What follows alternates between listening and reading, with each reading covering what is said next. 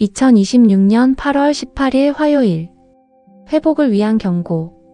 그러나 이스라엘 자손의 수가 바닷가의 모래같이 되어서 헤아릴 수도 없고 셀 수도 없을 것이며 전에 그들에게 이르기를 너희는 내 백성이 아니라 한 그곳에서 그들에게 이르기를 너희는 살아계신 하나님의 아들들이라 할 것이라.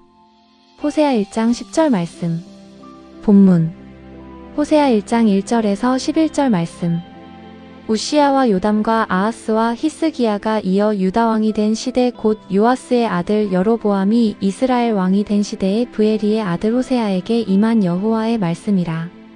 여호와께서 처음 호세아에게 말씀하실 때 여호와께서 호세아에게 이르시되 너는 가서 음란한 여자를 맞이하여 음란한 자식들을 낳으라. 이 나라가 여호와를 떠나 크게 음란함이니라 하시니 이에 그가 가서 디블라임의 딸 고멜을 맞이하였더니 고멜이 임신하여 아들을 낳으매 여호와께서 호세아에게 이르시되 그의 이름을 이스르엘이라 하라. 조금 후에 내가 이스르엘의 피를 예후의 집에 갚으며 이스라엘 족속의 나라를 패할 것임이니라. 그날에 내가 이스라엘 골짜기에서 이스라엘의 활을 꺾으리라 하시니라. 고멜이 또 임신하여 딸을 낳으매 여호와께서 호세아에게 이르시되 그의 이름을 로루하마라 하라. 내가 다시는 이스라엘 족속을 긍휼히 여겨서 용서하지 않을 것임이니라. 그러나 내가 유다 족속을 긍휼히 여겨 그들의 하나님 여호와로 구원하겠고 활과 칼이나 전쟁이나 말과 마병으로 구원하지 아니하리라 하시니라. 고멜이 로루하마를 젖댄 후에 또 임신하여 아들을 낳으매 여호와께서 이르시되 그의 이름을 로암미라 하라. 너희는 내 백성이 아니요 나는 너희 하나님이 되지 아니할 것임이니라. 그러나 이스라엘 자손의 수가 바닷가의 모래같이 되어서 헤아릴 수도 없고 셀 수도 없을 것이며 전에 그들에게 이르기를 너희는 내 백성이 아니라 한 그곳에서 그들에게 이르기를 너희는 살아계신 하나님의 아들들이라 할 것이라.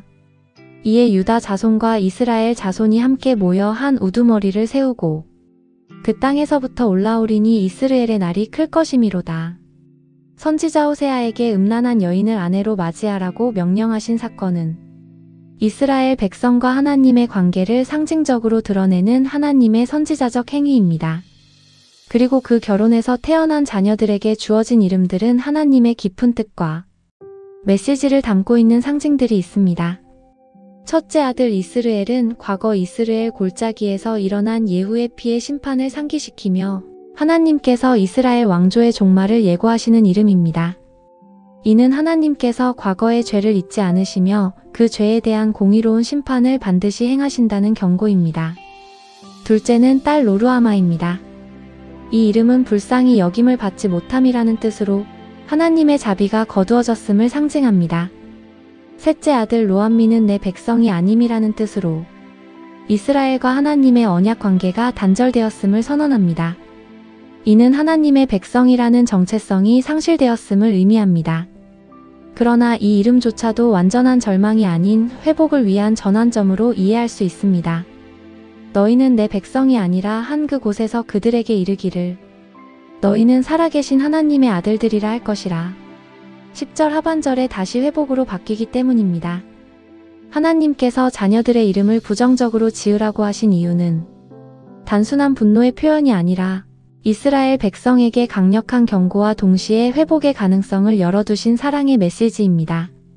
하나님은 심판을 통해 백성을 깨우치시고 회개를 통해 다시 언약의 관계로 돌아오기를 원하십니다. 오늘날 우리가 하나님의 말씀을 외면하고 세상의 가치에 물들어 살아갈 때에도 하나님은 다양한 방식으로 경고하십니다. 그러나 그 모든 과정 속에서도 하나님은 여전히 우리를 회복시키기 위한 계획을 가지고 계십니다. 하나님의 심판은 끝이 아니라 회복을 위한 시작입니다. 낙심하지 말고 회복의 은혜를 구하시기를 바랍니다. 나눔 질문. 하나님의 심판은 끝이 아니라 회복을 위한 시작임을 무엇을 통해 알 수 있나요?